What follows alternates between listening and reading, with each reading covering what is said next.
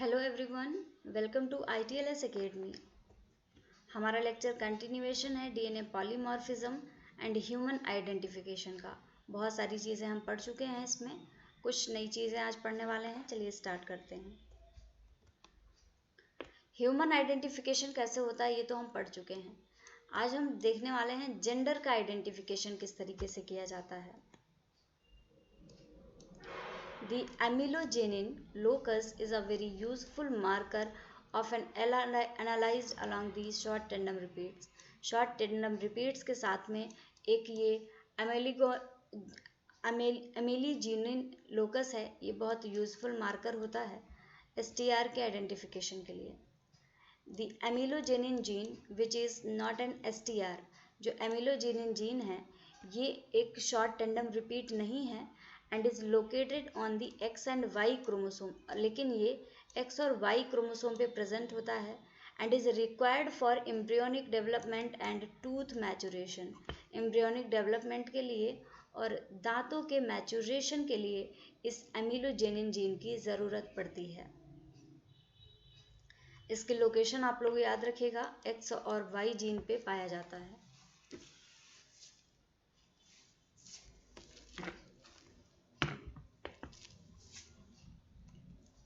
The polymorphism is located in the second intron of the amelogenin gene. It is intron. Second intron पे amelogenin gene present होता है। The Y allele of the gene is 6 base pair larger. जो Y allele होता है jeans का 6 base pairs का होता है and in this region than the X allele. यहाँ पे X allele नहीं देखा जाता है, सिर्फ Y रीजन पे 6 बेस पेयर का ये जीन प्रेजेंट होता है। Amplification and electrophoretic resolution reveals 2 bands और पीक्स फॉर मेल्स। जो जब इलेक्ट्रोफोरेसिस की जाती है, एम्प्लीफिकेशन किया जाता है, तो वहाँ पे जो रेजोल्यूशन मिलता है उससे ये पता चलता है कि जो मेल है X और Y दो क्रोमोसोम इसके पास में अगर हैं तो मेल्स के लिए 2 बैंड्स मिलते हैं या फिर 2 पीक्स मिलती हैं, और अगर फीमेल्स की बात करें तो 1 हैंड और पीक फॉर फीमेल। इस डायग्राम में दिखाया गया है males are heterozygous for the amelogenin locus. Amelogenin के लिए जो मेल्स होते हैं वो हेटेरोजाइगस होते हैं। हेटेरो का मतलब अलग अलग जीन्स प्रेजेंट है, उसमें X भी प्रेजेंट है और उसमें Y भी प्रेजेंट है। And females are homozygous. Females homozygous होती है क्योंकि उनके पास में दोनों ही X क्रोमोसोम होते हैं, इसलिए वो होमोजाइगस होती हैं। Amplification of the amelogenin will produce a male specific 218 base pair product. Amelogenin एक मेल स्पेसिफिक प्रोडक्ट को बनाता है जिसमें कि 218 बेस पेयर्स प्रेजेंट होते हैं Y एलील में, in addition to 212 base pair product found on the X chromosome. जो X क्रोमोसोम है इसमें देखिएगा 212 बेस पेयर्स प्रेजेंट है, जबकि जो Y वाला एलील है वहाँ पे 218 प्रेजेंट है। यहाँ पे देखिएगा 2 पीक्स मिल रही हैं मेल के लिए और सिंगल पीक आपको फीमेल के लिए देखने को मिल रही है।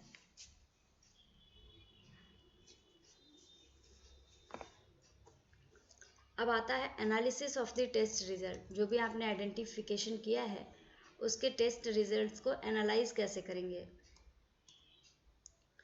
Analysis of polymorphism at multiple loci results in very high level of discrimination.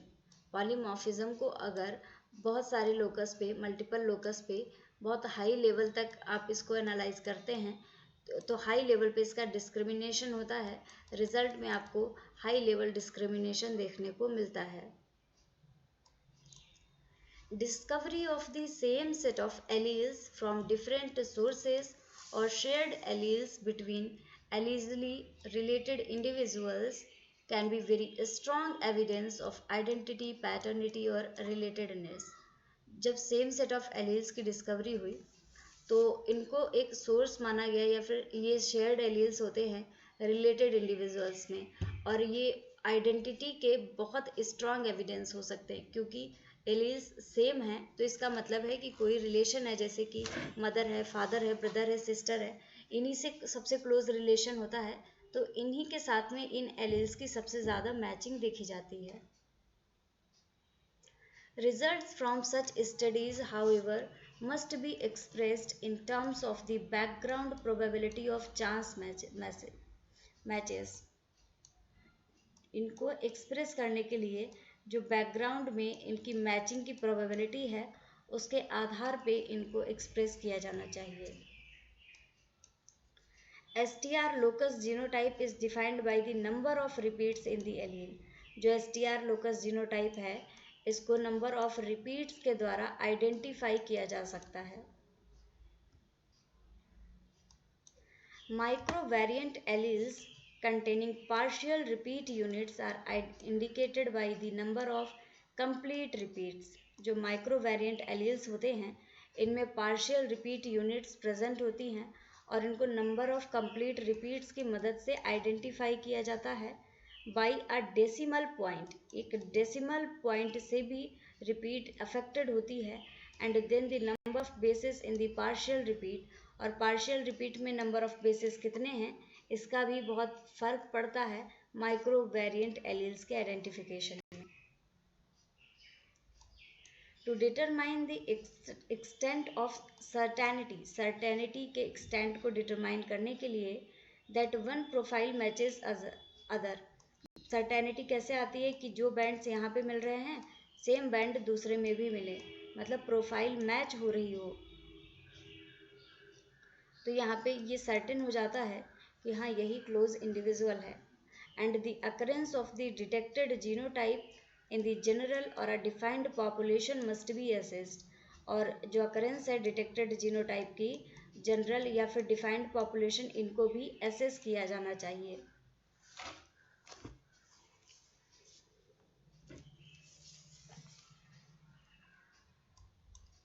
A matching genotype is not necessarily an absolute determination of identity of an individual.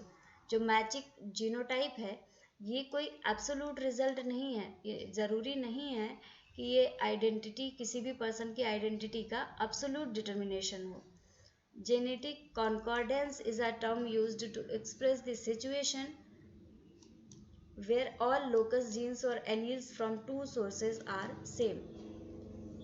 किन्हीं भी दो सोर्स के अगर एलील्स का जब आइडेंटिफिकेशन किया गया है तो दोनों ही अगर सेम आते हैं तो उस सिचुएशन में इसको एक नेम दिया जाता है जेनेटिक कॉन्कॉर्डेंस।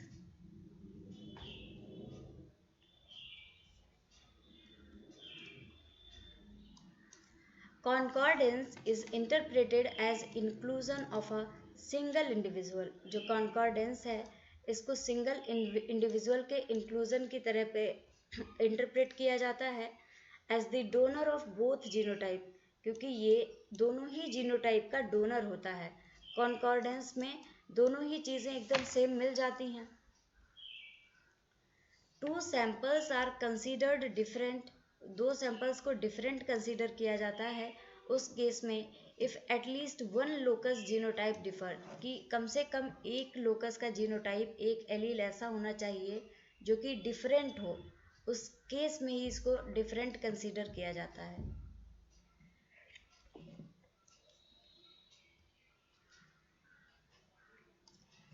नेक्स्ट पॉइंट है to establish identity of peaks. Peaks की आइडेंटिटी को इस्टेब्लिश करने के लिए फ्रॉम कैपिलरी इलेक्ट्रोफोरेसिस, क्योंकि कैपिलरी इलेक्ट्रोफोरेसिस में आपको पीक्स मिल रही हैं, अगर ये स्टेबल नहीं होंगी फ्लक्चुएट करती रहेंगी तो आपके लिए डिटेक्शन काफ़ी मुश्किल हो जाएगा। तो इन कैपिलरी इलेक्ट्रोफोरेसिस की पीक्स को इस्टेब्लिश करने के लिए और peak from densitometry tracing of gel data, gel का डेंसिटोमीटर ट्रेसिंग के द्वारा जो मिलता है, the peak is assigned a position relative to some landmark. जो पीक होती है इसको किसी लैंडमार्क से रिलेटेड पोजीशन पे इसको असाइन कर दिया जाता है विद इन द जेल लेन और कैपिलरी, चाहे वो जेल इलेक्ट्रोफोरेसिस हो या फिर कैपिलरी इलेक्ट्रोफोरेसिस हो। Such as the loading well on the start of migration, जैसे कि माइग्रेशन जब स्टार्ट होता है तब लोडिंग वेल जिसमें कि आपने सैंपल को लोड किया है वहाँ पे एक कह सकते हैं कि ये फ्रेगमेंट्स अलग अलग जाने लगते हैं, तो यहाँ पे इसका लैंडमार्क इस वजह से मिल जाता है। All peaks that fall within a bin, जो पीक्स एक बिन में फॉल होती हैं, are interpreted as representative of the same allele of a locus. जो पीक्स एक बिन में प्रेजेंट होती हैं उनका इंटरप्रिटेशन किया जाता है, वो एक रिप्रेजेंटेटिव की तरह इंटरप्रेट की जाती हैं सेम एलील के लोकस पे।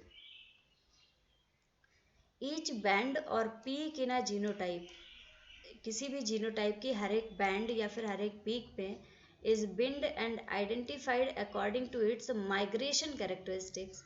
इनको बिन किया जाता है और इनके आइडेंटिफिकेशन के लिए इनके माइग्रेशन कैरेक्टरिस्टिक्स का हेल्प लिया जाता है। माइग्रेशन कैरेक्टरिस्टिक्स वो होते हैं जिसमें कि जैसे कोई भी है, बड़ा फ्रेगमेंट है, बहुत धीरे धीरे माइग्रेट कर पा रहा है, छोटा फ्रेगमेंट है तो जल्दी कर पा रहा है, उससे भी छोटा है तो और तेजी से स्पीड से भाग रहा है। इस बेस पे इनकी एनालिसिस की जाती है।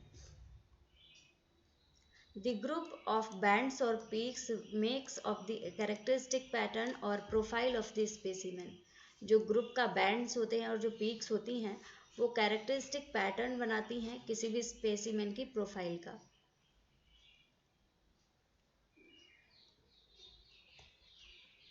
अब प्रोफाइल की मैचिंग पे आते हैं। प्रोफाइल की मैचिंग किस तरीके से होती है? To establish the identity of an individual by an allele of locus, किसी भी लोकस के एलील से किसी की आइडेंटिटी, किसी पर्सन को आइडेंटिफाई करने के लिए the chance that the same allele could arise in the population randomly must be taken in the account। इस चीज़ को ध्यान में रखना चाहिए कि सेम एलील की अगर ज़्यादा पॉपुलेशन है तो वो भी एक साथ आ सकती है, इसलिए रैंडम एलील्स लेने चाहिए पॉपुलेशन के। The frequency of a set of alleles or genotype in a population is the product of the frequency of each allele separately। जो frequency होती है एक set of alleles की या फिर genotype की किसी भी population में, so the product of frequency of each allele separately, अलग अलग separate इनका frequency देखने को मिलता है, इसी को product rule भी बोला जाता है। The product rule can be applied because of linkage equilibrium। जो product rule है इसको linkage equilibrium की मदद से आप अप्लाई कर सकते हैं। एक फार्मूला दिया गया है, OF is equal to F1 into F2 into F3 that dash dash dash, जितने भी यहाँ पे F हों। अब यहाँ पे जो F है, F का मतलब होता है where F1 represents the frequency of each individual allele, हर एक एलील की फ्रीक्वेंसी। जैसे F1 है मतलब पहला एलील, F2 है मतलब कि दूसरे एलील की frequency.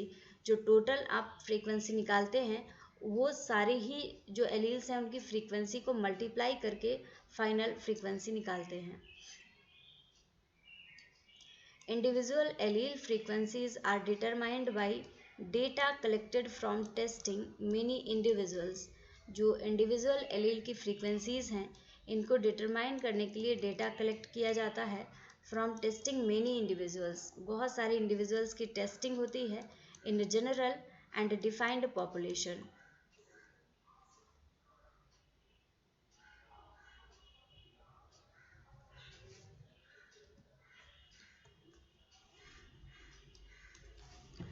Allele frequencies differ between सब पॉपुलेशन और एथनिक ग्रुप। जो एलील्स की फ्रीक्वेंसी होती हैं ये सब पॉपुलेशन या फिर एथनिक ग्रुप के रूप में के फॉर्म में ये डिफर करती हैं एक दूसरे से। डिफरेंट एलील फ्रीक्वेंसीज इन सब populations are determined through study of each ethnic group.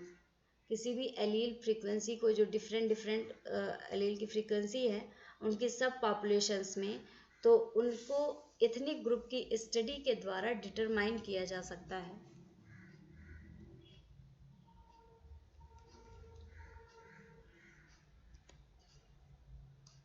When identification using genotype profile requires comparing the genotype and unknown specimen।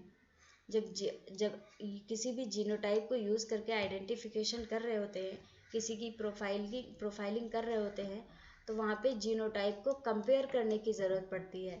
किसी भी अननोन स्पेसिमेन से आप इसको कंपेयर करेंगे with a known reference sample. जो आप sample लेंगे, कंट्रोल लेंगे, वो तो नोन होना ही चाहिए, क्योंकि आप जब कंपेयर करेंगे तो कंपेयर करेंगे कैसे जब आपको पहले से पता ही नहीं है कि ये चीज़ यहाँ पे होनी चाहिए। तो अगर वो चीज़ वहाँ पे नहीं है तो उसको आइडेंटिफाई ही नहीं कर पाएंगे आप। For example, the genotype of evidence from a crime and the genotype of an evidence from a database। जैसे कि जीनोटाइप का एविडेंस लिया किसी भी क्राइम सीन से, और जिस इंडिविजुअल पे आपको शक है आपने उसका जीनोटाइप ले लिया डेटाबेस से। The determination that the two genotype match, अगर दोनों जीनोटाइप मैच हो जाते हैं, are from the same person, is expressed in terms of likelihood ratio, कि अगर दोनों ही जीनोटाइप में मैचिंग हो रही है मतलब है कि दोनों ही जीनोटाइप किसी सेम इंडिविजुअल के ही हैं। इसी आधार पे फॉरेंसिक लेबोरेटरीज वर्क करती हैं, क्रिमिनल्स को पकड़ती हैं, क्योंकि इनको जहाँ पे आप कोई भी घटना हुई है वहाँ पर से उन्होंने सैंपल लिया, वहाँ पे कोई ना कोई एविडेंस उनको मिलता है, फिर जिस पे शक होता है उसको आइडेंटिफाई किया जाता है, और उसको आइडेंटिफाई करने के बाद में अगर दोनों ही मैच हो जाते हैं तो ये कंफर्म हो जाता है कि हाँ यही पर्टिकुलर पर्सन है जो कि घटना स्थल पर था। अब यहाँ पे एक लाइकलीहुड रेशियो टर्म बताया गया है। ये लाइकलीहुड रेशियो ये होता है कि कितना किसका जीन मैच कर रहा है। अ लाइकलीहुड रेशियो ग्रेटर देन 1, अगर लाइकलीहुड रेशियो ग्रेटर देन 1 है, is an indication that the probability is more likely, कि यहाँ पे बहुत ज़्यादा चांसेस हैं कि यही पर्सन वहाँ पे उसने गलत जो भी घटना हुई है वो की है। Whereas a likelihood ratio of less than 1, अगर ये लाइकलीहुड रेशियो 1 से कम है, indicates that the probability is less likely, और कम है अगर 1 से तो ये बताती है कि किसी भी इंडिविजुअल के होने की, जिस पर्सन को सस्पेक्ट किया गया है उसके होने के चांसेस बहुत कम हैं, क्योंकि उसका जो जीन है वो मैच नहीं कर रहा है। If a likelihood ratio is 1000, अगर ये लाइकलीहुड रेशियो 1000 के आसपास है, the tested genotype are 100 times more likely to have come from the same person. अगर 1000 है तो इसका मतलब है कि 1000 से भी ज़्यादा परसेंट तक इसमें उम्मीद है, 1000 गुना उम्मीद है कि यही सेम पर्सन है जिसने कि कोई भी क्राइम किया है, from two randomly close chosen members of the population, किन्हीं भी दो रैंडम पॉपुलेशन में से मतलब मेंबर्स को चूज़ कर लिया जाता है, फिर उनके साथ में इनका कंपैरिजन कराया जाता है और उसी कंपैरिजन के बेस पे क्राइम को इन्वेस्टिगेट किया जाता है।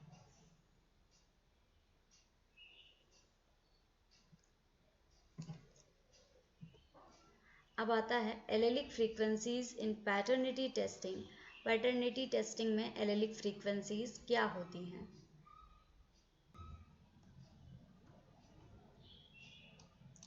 A paternity test is designed to choose between two hypotheses।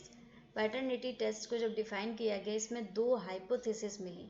पहली थी the test subject is not the father of the tested child, अगर जो टेस्ट सब्जेक्ट है वो फादर नहीं है किसी भी चाइल्ड का, इसको एचओ दिया गया नेम, और the test subject is the father of the tested child, या जो टेस्ट सब्जेक्ट है जो टेस्टिंग हुई है उसमें ये पता चला है कि जो टेस्ट सब्जेक्ट है वो फादर है टेस्टेड चाइल्ड का, तो अगर यहाँ पे चांस होते हैं फादर होने के, पेरेंट होने के, तो H1 आता है और H0 आता है अगर यहाँ पे चांस नहीं होते हैं।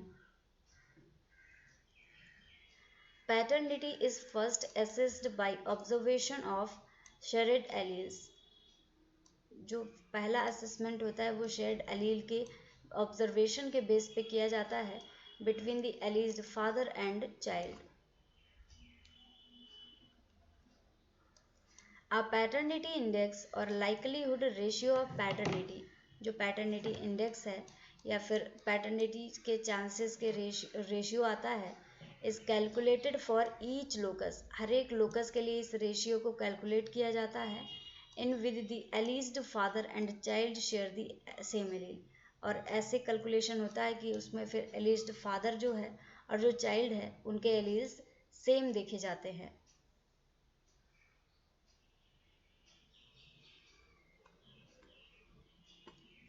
The paternity index is an expression of How many times more likely the child's allele is inherited from the alleged father?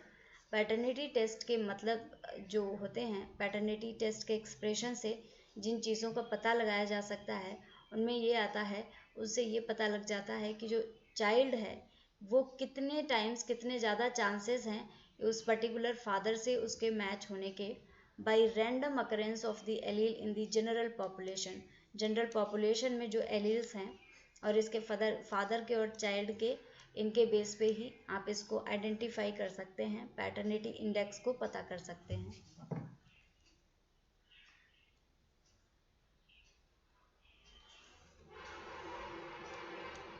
When each tested locus is on a different chromosome, जो tested locus है वो different chromosome पे है, linked नहीं है, the inheritance or occurrence of each allele can be considered an independent event। अगर tested locus different है तो जो इनहेरिटेड अकरेंस होता है हर एलील का, उसको इंडिपेंडेंट इवेंट माना जाता है, कंसीडर किया जाता है।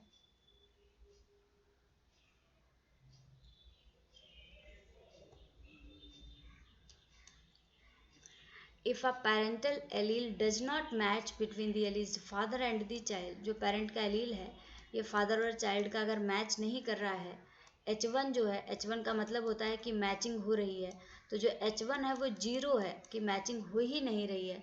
So one might assume therefore that the non-matching allele paternity index of 0 would make the CPI 0। और चाइल्ड का पेरेंट से ऐसा कोई भी रिश्ता नहीं देखने को मिलेगा अगर कोई भी मैचिंग नहीं होती है। Non matching alleles between the alleged father and the child found at one locus, जो नॉन मैचिंग एलील्स होते हैं एलीज्ड फादर और चाइल्ड के बीच में, ये एक लोकस पे पाए जाते हैं। In traditionally not regarded as demonstration of non parented, और ये इनको पैटर्निटी का डिमॉन्स्ट्रेशन करने वाला नहीं कहा जा सकता है, क्योंकि अगर मैचिंग ही नहीं हो रही है एलील्स की तो आप कैसे कह देंगे कि ये पैटर्निटी है। यहाँ पे नॉन पैटर्निटी होगी because of the possibility of mutation, या फिर ये भी हो सकता है कि सेम चाइल्ड का हो, मैचिंग नहीं हो रही है अगर, तो हो सकता है चाइल्ड में कोई भी म्यूटेशन हो गया हो, उस म्यूटेशन की वजह से जो बैंड्स हैं वो मैच नहीं कर रहे हैं। तो ये ज़रूरी नहीं है कि फादर का और चाइल्ड का अगर मैच नहीं हो रहा है एलील तो वो पेरेंट नहीं है या वो चाइल्ड नहीं है। वहाँ पे ये केस भी देखा जा सकता है कि चाइल्ड है लेकिन उसमें म्यूटेशन हो गया जिसकी वजह से बैंडिंग वहाँ पे शो नहीं हो पा रही है।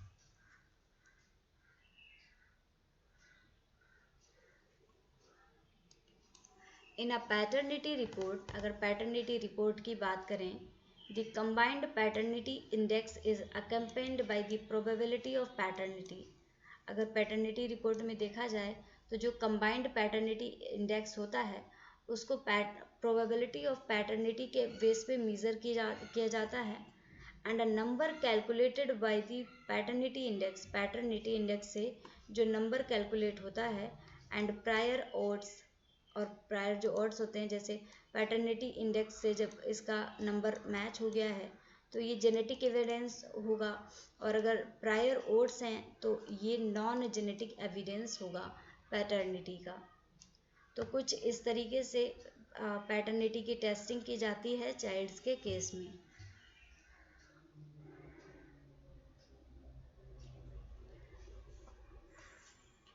अब आता है sibling test. Sibling test is a more complicated statistical analysis. जो सिबलिंग टेस्ट है ये बहुत कॉम्प्लिकेटेड एनालिसिस है then the paternity test. Paternity test ये सिबलिंग टेस्ट से थोड़ा सा इजी होता है।